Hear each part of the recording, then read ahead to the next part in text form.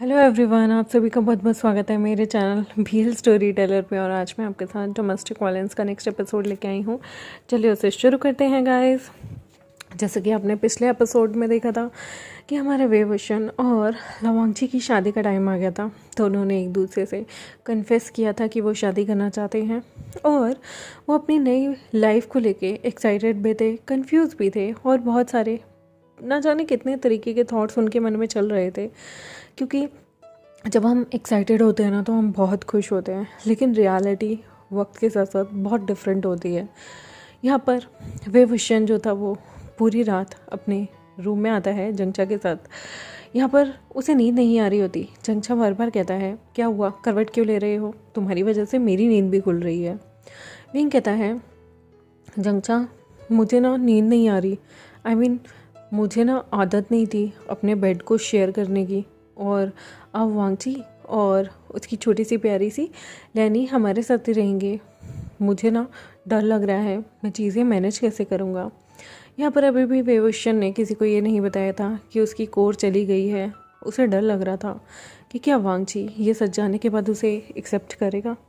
लेकिन ये ऐसा राज था, वो दूसरों के सामने खोलना भी नहीं चाहता था, क्योंकि बात यहाँ पर उसकी ही नहीं बल्कि जंगचा की भी थी। अगर जंगचा को ये सच्चाई पता चल जाए तो वो जीते जी उसके लिए नर्क से कम नहीं होगा। रोज वेवुशन को बिना तलवार लिए घूमते देख और अपने हाथ में वो अपनी जीडियन और अपनी तलवार को चमकाते हुए घूमेगा तो उसे अच्छा नहीं लगेगा। उसके सेल्फ रिस्पेक्ट पे बहुत ज़्यादा बात आ जाएगी। यहाँ पर वेवुशन यही सोच रहा था, लवांगची को वो बता नहीं सकता और छुपाना वो चाहता नहीं है, तो क्या करे। यहाँ पर वो जंगचा से कहता है, जंगचा मैं तुमसे एक चीज़ पूछना चाहता हूँ। जंगचा कहता है, सो जाओ ना, कल सुबह तुम्हारी शादी है, आज मेरा पूरा दिन सिर खाते रहोगे क्या। वेवुशन कहता है, जंगचा प्लीज़ ना एक सवाल का जवाब दो। जंगचा कहता है, क्या, पूछो अब। वो वेवुशन की तरफ मुँह करता है। वेवुशन कहता है कि अच्छा सपोज़ करो तुम्हारा एक राज है। जंगचा कहता है, मेरा एक राज है, कौन सा राज है। वेवुशन कहता है, उफ़ो सपोज़ करो ना, सोचो तुम्हारा एक राज है जो तुम किसी से शेयर नहीं करना चाहते और तुम्हें किसी से प्यार हो जाता है। मतलब जंगचा कहता है, प्यार मुझे। वेवुशन कहता है, अरे इमेजिन कर लो ना यार, सोचो तुम्हारा एक राज है, तुमने किसी को नहीं बताया और तुम बताना भी नहीं चाहते, शेयर भी नहीं करना चाहते, लेकिन तुम्हें किसी से प्यार हो जाए, तुम उससे शादी करने वाले हो, तो क्या उसको राज बताना चाहिए। यहाँ पर जंगचा वेवुशन को थोड़ी देर तक घूर के देखता है। वेवुशन को लगता है कहीं जंगचा को डाउट तो नहीं हो गया। वो कहता है, ऐसे क्यों देख रहे हो। जंगचा कहता है, क्या हुआ, क्या तुम्हें मर्दाना प्रॉब्लम है।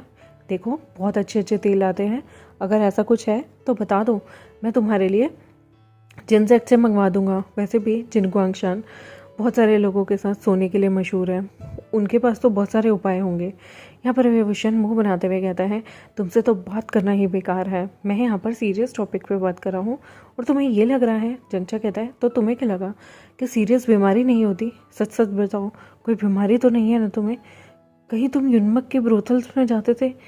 देखो किसी बीमारी से संक्रमित होके मत आ जाना, दूर रहो मुझसे, मेरे बेड पे भी मत सो। तो यहाँ पर वेवुशन कहता है, चुप करो, मैं ऐसे किसी के साथ भी वो सब नहीं करता।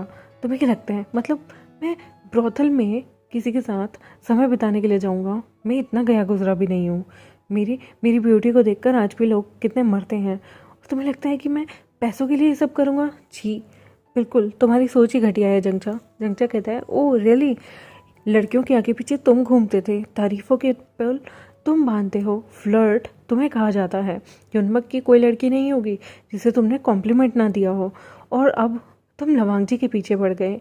मुझे तो तुम्हारे ऊपर तब से डाउट था जब से स्कूल डेज में, मतलब घूसों के दिनों में तुम उसके आगे पीछे टोला करते थे। मुझे तो डर लगता था बेचारी के साथ तुम कुछ कर ना दो, लेकिन खैर फिर वो चुप हो जाता है क्योंकि वो आगे की बातें बोलना नहीं चाहता था, क्योंकि अब लवांगची जो है वो वेवुशन का होने वाला ओमेगा है और वो कुछ भी नहीं बोलता। तो यहाँ पर वेवुशन कहता है, जंगचा मैं जानता हूँ तुम क्या बोलने वाले थे, लेकिन कभी लवांगची के सामने ये चीज़ें जिक्र भी मत करना। यहाँ पर जंगचा उसकी तरफ देखते हुए बड़े ही प्यार से पूछता है, वरिड होकर, वेवुशन एक बात बताना, क्या तुम्हें लवांगची के साथ जो भी बातें वेंस ने बोली, क्या तुम्हें उनसे कोई फ़र्क नहीं पड़ता? मतलब अल्फ़ा को थोड़ा तो फ़र्क पड़ता है ना। यहाँ पर बड़े प्यार से विभूषण उसकी तरफ देखता है और कहता है, जंचा, अगर तुम किसी को पसंद करते और उसमें कोई खामी होती कि तुम उसे ठुकरा देते, सपोज़ मुझसे कल को कोई गलत काम हो जाए, तो क्या तुम मुझे अपने सेक्ट से और अपने दिल से और अपनी यादों से निकाल दोगे? चंचा कहता है, कैसी बातें कर रहे हो? बिल्कुल भी नहीं। तुम तो वैसे भी इतनी गलतियाँ करते हो, क्या कभी मैंने तुम्हें सेक्ट से निकाला? नहीं ना। ऑब्वियसली हम बचपन से साथ रहे हैं, तो मैं तुम्हारी सारी गलतियों को माफ़ कर सकता हूँ विंग।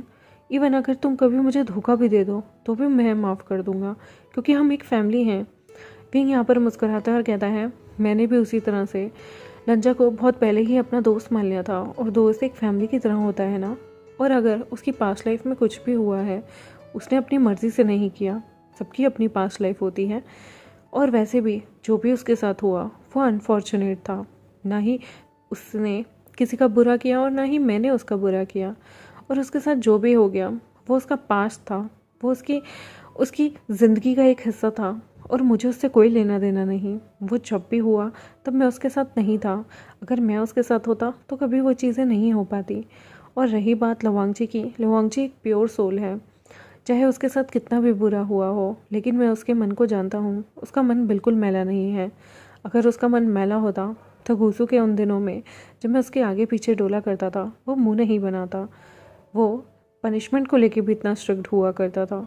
और तो और वो मुझे सबसे प्यारा लगता था। पता है क्यों? क्योंकि वो बाकियों पे ध्यान नहीं देता था।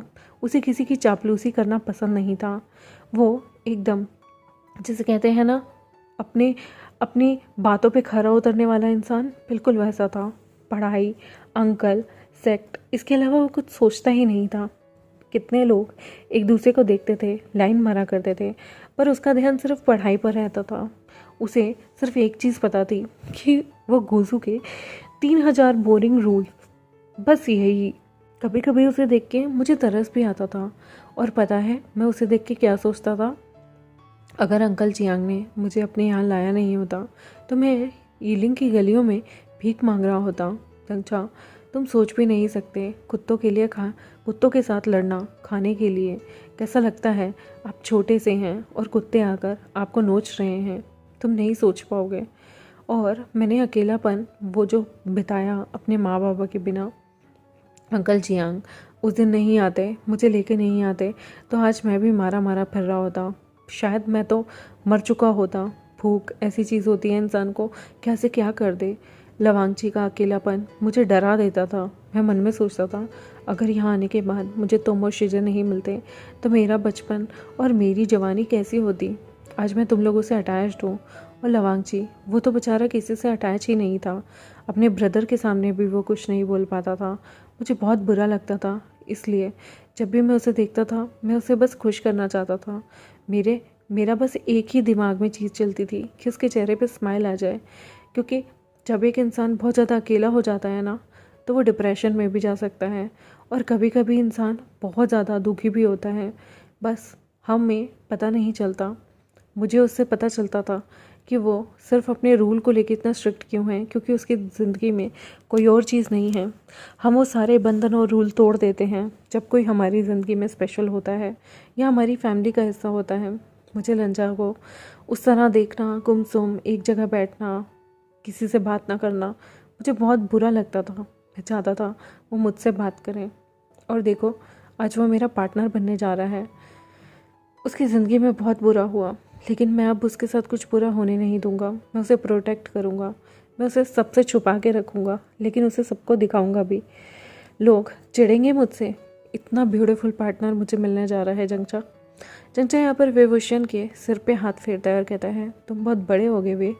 मुझे लगा था तुम ना समझ रहोगे, इस तरह से फ्लर्ट करते रहोगे। मुझे तो लगता था तुम वांगची पे फ्लर्ट कर रहे हो, उस हैंगवन जुन पे आसपास डोल डोल के तुम बस उसे इम्प्रेस कर रहे हो। बट मुझे नहीं पता था तुम्हारी सोच इतनी गहरी है।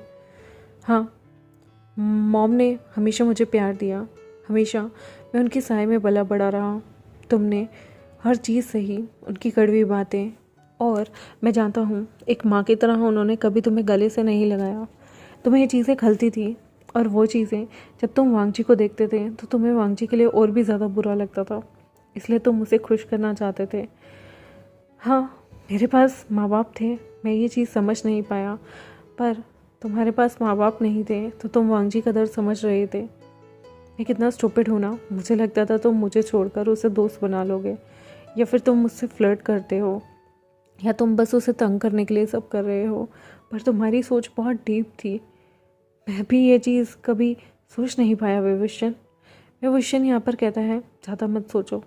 अब वांगजी और मेरी शादी होगी, ढेर सारे बच्चे होंगे, हमारे बच्चे तुम्हारी नाक में दम कर देंगे जंगचा, इधर उधर घूम घूम के। जंगचा कहता है ओ रियली, अगर उन्होंने शैतानी की ना तो तुम्हारा बदला भी उनसे निकालूंगा, बहुत पीटूंगा। विभूषण यहाँ कहता है ओ तुम और पीटोगे? लगता तो नहीं, मुझे तो ऐसा लगता है कि तुम तुम पीटने की जगह उल्टा उन्हें अपनी गोदी में लेके घूमोगे। विभूषण यहाँ पर मुस्करा रहा था। यहाँ पर जंगचा उसे बड़े प्यार से कहता है सो जाओ, कल शादी है तुम्हारी। यकीन नहीं आ रहा, तुम मुझसे बड़े हो, तुम कल शादी करने जा रहे हो। ओह माय गॉड विभूषण, तुम शादी कर रहे हो? मुझे तो लगता था तुम पूरी दुनिया घूमोगे पर शादी नहीं करोगे। तुम जैसा इंसान किसी एक पे दिल कैसे लगा सकता है? विभूषण कहता है वो बातें और थी जंगचा, वो वक्त और था, तब हम बच्चे थे, बुद्धि नहीं थी। मैं सोचता था कि सारी दुनिया घूमूंगा फिरूंगा, लेकिन हम कितना भी घूम लें, कितना भी इधर उधर जा लें, लेकिन आराम तो अपने घर ही आके आता है ना। उसी तरह से हम चाहे पूरे दिन कितने लोगों से मिलें, बातें करें, लेकिन जो हमसे सबसे प्रिय होते हैं, जैसे कि एक इंसान के लिए उसके माँ बाप, भाई बहन और उसकी प्रेयसी, उसके पति पत्नी, अंत में हमें वही अच्छे लगते हैं। पूरा दिन हम कितने भी लोगों के साथ घूमे फिरें, लास्ट में आकर हमें अपना घर ही सुकून देता है। और मुझे चाहे मैं कितनी जगह घूमना फिरना और कितनी चीज़ों के लुत्फ़ उठाना चाहता था, तरह तरह के खाने टेस्ट करना चाहता था, चटपटे, मसालेदार, मिर्ची वाले लेकिन एट द एंड मुझे आना तो उसी इंसान के पास था ना, जिसके लिए मेरा दिल जेन्युइनली धड़कता था। यहाँ पर जंगचा कहता है आई होप मुझे भी कोई मिले। विभूषण कहता है अगर तुम ये अपना अकड़ू स्वभाव छोड़ दोगे तो तुम्हें ज़रूर कोई ना कोई मिलेगा जंगचा। जंगचा कहता है मदर फादर के जाने के बाद मुझे अकेलापन महसूस होता है। यहाँ पर शिजे की भी शादी हो गई है उस जनजशन से। सच में कितनी सीक्रेटली हमने ये शादी की, लेकिन तब भी उन बेशर्म जिन लोगों ने हमारी मदद तक नहीं की। मुझे कभी कभी ऐसा लगता है कि माँ बाप के बाद मैं अकेला रह जाऊँगा। आज माँ बाप नहीं है तो मैं तुम्हारा दर्द समझ पा रहा हूँ विंग, कैसा लगता है ना मेरा माँ बाप। मैं हर चीज़ अपनी माँ से शेयर किया करता था, और तुम सिर्फ बाबा के आने का इंतज़ार करते थे। जब बाबा घूमने घूमने महीनों महीनों तक बाहर रहते थे सेक्ट के गारे से, तो तुम्हारे पास शेयर करने के लिए कोई भी नहीं होता था। मैं छोटा था, ज़िद्दी था, और मेरी ज़िद माँ पूरी कर लेती थी, और तुम्हारे पास सिर्फ एक रहदे की शिजे होती थी।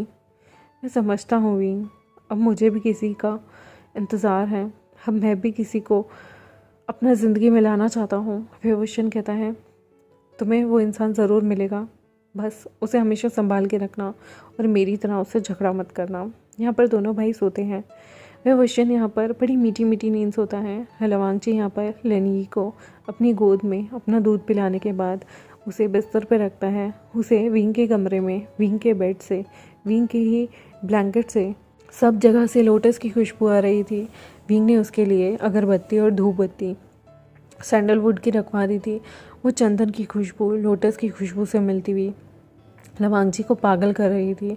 लवांगजी को सच में यकीन नहीं हो रहा था कि उस नर्क से वो निकल गया है, आज़ाद हो गया है, और आज वो विंग के बिस्तर पे है। उसने कभी नहीं सोचा था कितनी जल्दी वक्त और हालात बदल जाएंगे। बस इंसान में हौसला होना चाहिए, इंसान की सोच पॉजिटिव होनी चाहिए, फिर आप जो चाहें आप वो कर सकते हैं। वक्त लगता है लेकिन सपने ज़रूर पूरे होते हैं। वांगजी ने ज़िंदगी भर विंग को बचाने के लिए अपनी आहुति दे दी, लेकिन आज उसका वो जो त्याग था ना, वो फालतू नहीं गया, वेस्ट नहीं हुआ। आज वो शादी के लिए सज्ज है।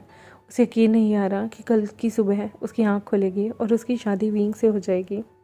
ऐसे ही आधी रात वांगजी की करवटों में बीत जाती है और फिर देर रात उसे नींद आती है। अगली सुबह का सूरज ऐसे निकलता है और कुकड़ू को करके यहाँ पर मुर्गे सबको जगा देते हैं। जैसे सेक्ट में एक नई रौनक आ गई थी, सारे सजावट में लग गए थे। यहाँ पर बहुत ज़्यादा सजावट तो नहीं हो रही थी, पर छोटी मोटी सजावट यहाँ पर चल रही थी, क्योंकि वांगजी और विंग की शादी थी। उनकी यंग मास्टर वे यानी कि उनके फर्स्ट डिसाइपल, हेड डिसाइपल, जो कि यहाँ पर सबको प्रिय हैं, उसकी शादी है। ना जाने कितनी लड़कियों का दिल युनमक में आज टूटेगा और ना जाने कितनी लड़कियों के दिल पे बहुत ज़्यादा असर होने वाला है, क्योंकि यहाँ पर जो यीलिंग पैट्रियार्क है, या जिसे कहें हमारा प्यारा सा वेवोशन, वो ना जाने कितने लाखों लड़कियों के दिलों की धड़कन हुआ करता था। युनमक के ब्रोथल में अक्सर वो गाने सुनने, वहाँ का चेस्टनट केक खाने जाया करता था। और ब्रोथल की लेडीज़ भी आज बहुत दुखी हो रही थी। आज किसी का ना गाना गाने का मन था और ना गाना बजाने का, क्योंकि ये खबर कि यंग मास्टर वे शादी कर रहे हैं बिल्कुल आग की तरह फैल गई थी। वेवोशन यहाँ पर सबसे बहुत अच्छे से मिलके बात करता था, लोगों पे आँच नहीं आने देता था, अपने लोगों को प्रोटेक्ट करता था। इसलिए हर बच्चा उसका दीवाना था। इसलिए नहीं कि कोई उसके प्रेम में पड़ा था, इसलिए कि उसका नेचर लोगों को भा गया था। उसके नेचर की वजह से लाखों लोग उस पर फिदा थे। और तो और, चाहे एक बड़ी उम्र की लड़की हो या छोटी उम्र की लड़की, हर किसी के दिल में उसके लिए एक अच्छी जगह थी। फ्लर्ट नहीं, लेकिन हाँ, वो दिल का बहुत अच्छा था। कभी उसने किसी स्त्री को गलत तरीके से नहीं देखा। मजाक मजाक में वो सबकी तारीफ ज़रूर करता है, लेकिन कभी किसी को गलत निगाह से नहीं देखता। इसलिए यहाँ युनमक की सारी स्त्रियों को बहुत बुरा लग रहा था कि वो उनका अल्फा बन सकता था। एक तो कॉम करते करते कहती है, हाँ, मैंने सुना है जिससे वो शादी कर रहा है वो बहुत खूबसूरत है। तो दूसरी कहती है, वो गूसू का सेकंड प्रिंस ओमेगा है, लवांगची। तो वो कहती है, मैंने सुना है उसकी पहले भी शादी हो गई है, एक बच्चा भी है, यंग मास्टर वे उससे शादी क्यों कर रहे हैं। दूसरी औरत कहती है, तुम नहीं जानते यंग मास्टर वे का दिल कितना अच्छा है। अगर वो किसी को पसंद करते हैं, उनको उससे कोई फ़र्क नहीं पड़ता वो इंसान विधवा है नहीं है। मैंने सुना है कि गूसू के सेकंड प्रिंस ने बहुत कुछ झेला है वेन के हाथों। यहाँ पर वेंस ने उनकी ज़िंदगी बर्बाद कर दी थी, लेकिन वो यंग मास्टर वे के बहुत अच्छे दोस्त हुआ करते थे। यंग मास्टर वे ने उन्हें बचाया और उन्हें शादी करने के लिए भी बोल दिया। देखो, ये होता है इंसान अपनी बातों पे खरा उतरे। उसने ये नहीं सोचा कि वो इतना हैंडसम है, उसे तो युनमक की कोई भी लड़की मिल जाएगी। युनमक ही छोड़ो, कहीं की भी कोई लड़की मिल जाएगी, लेकिन उसने अपने दोस्त का साथ देना ज़्यादा ज़रूरी समझा। सच में, हाय, मुझे भी कोई ऐसा दोस्त मिले यंग मास्टर वे जैसा। दोस्ती हो तो ऐसी हो, वरना तो आजकल दोस्त ही दुश्मन बने घूमते हैं। जहाँ पर सारे लोगों की ज़ुबान पे वेवोशन का नाम था, और यहाँ वेवोशन सुबह उठता है, उसे जंगचा उड़ाता है। उठो वेवोशन, तुम्हारी शादी है आज। वेवोशन कहता है, जंगचा, मेरे को नींद आ रही है। यहाँ पर वो कहता है, ठीक है, तुम मत करो शादी, मैं कर लेता हूँ। तभी विंग की आंखें खुल जाती है और कहता है, बिल्कुल नहीं। वो उठ के बैठ जाता है और कहता है, जंगचा, सोचना भी मत, लवांगजी से शादी मैं करूँगा।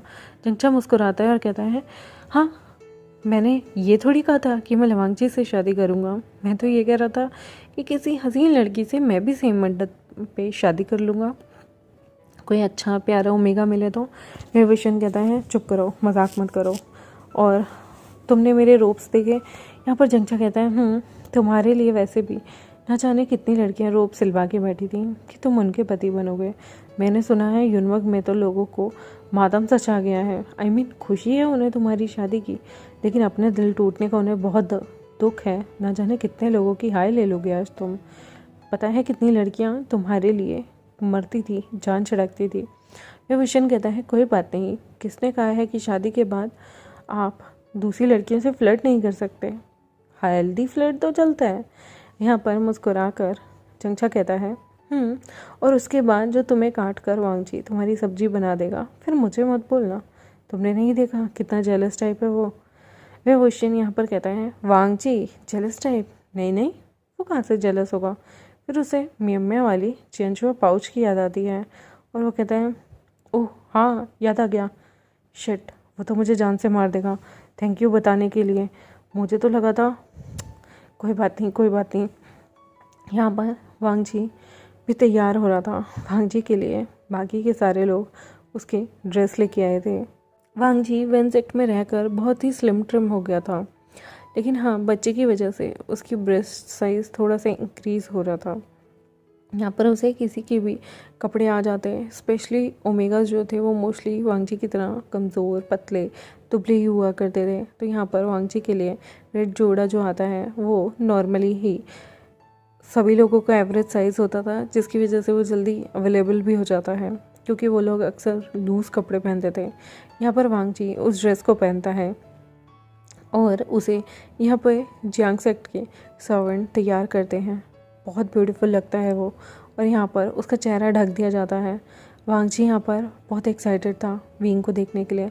तभी गेट पे नॉक होता है और यहाँ पर कुछ लोग वांग जी को पालकी में बैठाकर थोड़ी सी दूरी एनचेस्टर हॉल तक ले जाते हैं।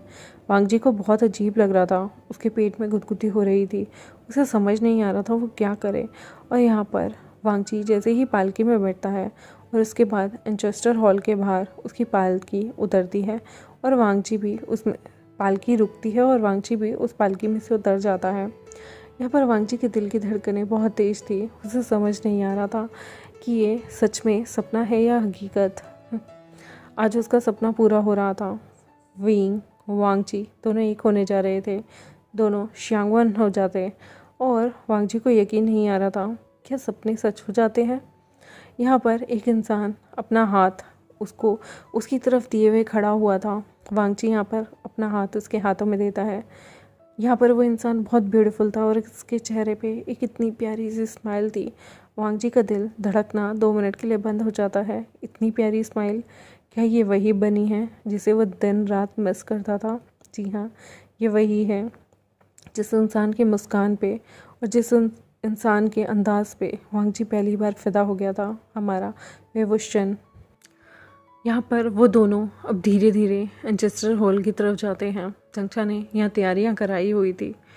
यहाँ पर वांग जी के अपने अंकल और ब्रदर भी थे, नी होसेंग और नी मिंगजू भी थे। नी होसेंग भी आ गया था जब उसे पता चला उसके इतने अच्छे दोस्त की शादी है। यहाँ पर चंचा भी था। सारे बहुत एक्साइटेड थे वांग जी और विंग की एंट्रेंस के लिए। ना जाने अनेकों सर्वेंट उन पे फूल की बिल्कुल वर्षा कर रहे थे। इतना प्यारा समा था। दोनों के दोनों धीरे धीरे चलते हुए जाते हैं। हॉली वाटर भी उनके ऊपर डाला जाता है और वो एकाएक करके एनचेस्टर हॉल की तरफ जाते हैं। आगे जाने के बाद कुछ लोग उनके घुटनों के नीचे रखने के लिए सॉफ्ट सा मुलायम सा गद्दी रख देते हैं ताकि दोनों को दिक्कत ना हो, और एक एक सर्वेंट उनकी हेल्प करता है उन्हें बैठने में। फिर वो दोनों एक दूसरे के सामने यहाँ पर 3 वॉव्स लेते हैं। वांग जी को यकीन नहीं आ रहा था, जैसे एक खूबसूरत सा सपना है, वो आंखें खोलेगा और सब चूर चूर हो जाएगा। उसे डर लग रहा था, सब ठीक होना, सब बढ़िया होना, अब उसके साथ कुछ बुरा नहीं होना चाहिए। कुछ बुरा हुआ तो वो सह नहीं पाएगा। टूटा हुआ इंसान इतना बिखर चुका होता है कि उसे सच में हकीकत में भी कुछ अच्छा हो रहा हो तो उसे यकीन नहीं आता, क्योंकि उसने इतना कुछ बर्दाश्त किया होता है कि हल्की सी भी अगर कुछ दरार सी आई ना तो वो इंसान बिखर जाता है। और यहाँ पर लवांगची भी थोड़ा डरा हुआ था फ्यूचर को लेके, लेकिन थोड़ा सा वो सुलझा भी हुआ था। वेवुशन हमेशा से उसे बहुत प्यारा था। ये इंसान पहली नज़र में उसे बहुत भा गया था और आज उसका पति बनने जा रहा है। यहाँ पर वेवुशन और वो अपने 3 वॉव्स लेते हैं। उसके बाद वो सबके सामने सबसे झुककर आशीर्वाद भी ले लेते हैं। और उसके बाद यहाँ पर जंक्षा ने सबके लिए कुछ खान पान का आयोजन किया हुआ था, वो सारे जाते हैं। यहाँ पर जंक्षा ने वेज और नॉनवेज दोनों आइटम्स बनवाए हुए थे। नॉनवेज जो कि उन सबके सेक्ट में चलता था, और वेज स्पेशली लेंसेक्ट्स वालों के लिए। यहाँ पर वांग जी को इस तरह से ओमेगा रूप में देखकर शिचन के मन में बहुत ज़्यादा खुशी हो रही थी। उसके भाई को फाइनली वो इंसान मिल गया जिससे वो प्यार करता था। अंकल चरण की आंखों में भी आंसू आ जाते हैं कि वांग जी ने कितना स्ट्रगल किया, लेकिन एट द एंड उसे वो मिला जिसे वो चाहता था। बहुत मुश्किल था हेडमास्टर चरण के लिए ये चीज़ कबूल करनी कि वांग जी वेवुशन जैसे इंसान को चाहता है, लेकिन वेंचाओ से तो लाख गुना अच्छा वेवुशन है। कम से कम सब कुछ जानने के बाद उसे अपना तो रहा है। उस कमीने वेंचाओ ने तो उसे अपनाने के बाद ज़िंदगी भर के लिए उसे ज़िल्लत और इतना बड़ा दर्द दिया है। हेडमास्टर चिरन यहाँ पर मन में सोचते हैं कि कभी कभी बड़ों से भी गलतियाँ हो जाती हैं, ज़रूरी नहीं कि बड़ों के सारे फैसले अच्छे हों। उन्हें लगता है कि अगर वो पहले वांगची का मन पढ़ पाते तो आज वांगची इतना कुछ ना झेलता। एक बिन माँ बाप के पला हुआ बच्चा जिसने ज़िंदगी में सिर्फ रूल बुक को अपना माना, वो एक ऐसे लड़के को आकर दिल दे देता है जो उसके लिए हर टाइम आगे पीछे घूमता था, जो रूल ब्रेकर था। लेकिन वांगची का दिल कभी वो ब्रेक नहीं करेगा। सच में हेडमास्टर चिरन को आज बहुत अफसोस था। लाइफ में उन्हें घमंड रहता था कि उनकी बुक्स लैंड बुक्स में 3000 रूल हैं जिन्हें वो फॉलो करते हैं, लेकिन ज़िंदगी बुक्स के अकॉर्डिंग नहीं चलती। ज़िंदगी तो ज़िंदगी है ना, इसमें नियति होती है, बहुत सारे चेंजेस होते हैं। वांगची की नियति ऐसी बदली कि वो जो बुक्स के रूल्स थे वो धरे के धरे रह गए, सब मजबूर हो गए। लेकिन विंग ने उसे आज़ादी दी, विंग ने उसके लिए हाथ बढ़ाया, और देखो आज वही रूल तोड़ने वाला इंसान वांगची की ज़िंदगी को जोड़ के रखे है। ये देखकर चिरन सबक सीख गए थे कि बहुत ज़्यादा स्ट्रिक्ट भी किसी के साथ नहीं होना चाहिए। वो आज मन में सोचते हैं कि वो आज वांगची की शादी वाले दिन ज़रूर पिएंगे। लेंस का टॉलरेंस लेवल बिल्कुल भी अच्छा नहीं है, लेकिन आज वो अपने ही रूल को तोड़ना चाहते हैं, क्योंकि कभी कभी कुछ रूल टूट जाएं वो ज़्यादा बेहतर होता है। यहाँ पर वो भी जहां उठा लेते हैं जब सब विभूषण और के लिए टोस्ट कर रहे थे। विभूषण ये देख के शॉक था कि हेडमास्टर चिरन आज अपने ही रूल तोड़ रहे हैं। वो मन में सोचता है वो ये कैसे हो गया। 1 मिनट के लिए वो सोच सकता था कि सूरज जो है वो दूसरी जगह उग सकता है, लेकिन हेडमास्टर चिरन अपने रूल्स के पक्के हैं। फिर वो मन में सोचता है अरे रूल्स तो बनते ही टूटने के लिए है ना। तो अच्छी बात है। यहाँ पर वो दोनों आराम से सबसे गिफ्ट्स लेते हैं, ब्लेसिंग्स लेते हैं। ज़्यादा गिफ्ट्स आए नहीं थे क्योंकि इंस्टेंट इन लोगों की शादी अनाउंस हुई थी। यहाँ पर वो सारे खाना खाते हैं और उसके बाद अब विंग जो है वो सबके सामने वांगची का हाथ पकड़ता है, अपनी छोटी सी डॉटर लेनी को गोद में लेता है और वो कहता है कि आज से इसका नाम वे लेनी ही है। मैं इसे अपना सरनेम दूंगा और लंजा का सरनेम भी इसके साथ रहेगा क्योंकि हम इसके माता पिता हैं। और आज से लेनी का नाम वे लेनी है। यहाँ पर वो बड़े प्यार से ईयर को अपनी गोद में लेता है और कहता है ईयर आज से मैं तुम्हारा पापा हूँ, बोलो बोलो मुझे पापा। यहाँ पर ईयर बड़े प्यार से पापा बोलती है और वो अपनी मॉम को भी कहती है कि मम्मा मम्मा देखो मेरे पास नए पापा हैं, मेरे पापा कितने हैंडसम है ना। लंजा अंदर ही अंदर ब्लश कर रहा था। यहाँ पर विभूषण लंजा का हाथ पकड़ता है, ईयर को गोद में लेता है और ईयर से कहता है क्या खाओगे तुम? अच्छा ये बताओ तुम्हारी मम्मा को खाने में क्या पसंद है, क्या आज भी वो वैसे ही फीका खाना खाती हैं? तो ईयर कहती है मम्मा बहुत फीका खाना खाती हैं, मुझे पर चटपटा खाना अच्छा लगता है, पर मुझे कोई खाने नहीं देता था, हम लोगों के लिए बेकार सा खाना आया करता था। यहाँ पर मुस्कुराकर विभूषण कहता है पिछली बातें याद मत करो यार, यहाँ पर तुम जो खाना चाहो वो खा सकती हो, बताओ क्या खाना है? अच्छा नॉनवेज खाओगी? यहाँ पर ईयर मना करती है तो कहता है कुछ नहीं होता, खा लो खा लो।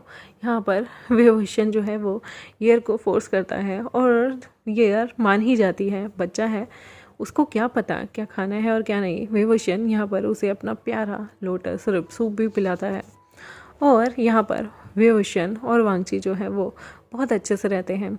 यहाँ पर ये एपिसोड ख़त्म होता है। नेक्स्ट एपिसोड में इनकी देखते हैं आगे क्या लाइफ होगी और कैसे होगी। फ़िलहाल तो इनकी शादी हो गई है और सबको इनकी शादी की मुबारकें। और इसी बात पे मेरे चैनल को सब्सक्राइब, वीडियोस को लाइक, बेल आइकन को प्रेस करना बिल्कुल मत भूलिएगा। Thank you very much. मिलते हैं आपसे नेक्स्ट एपिसोड में, तब तक के लिए बाय बाय।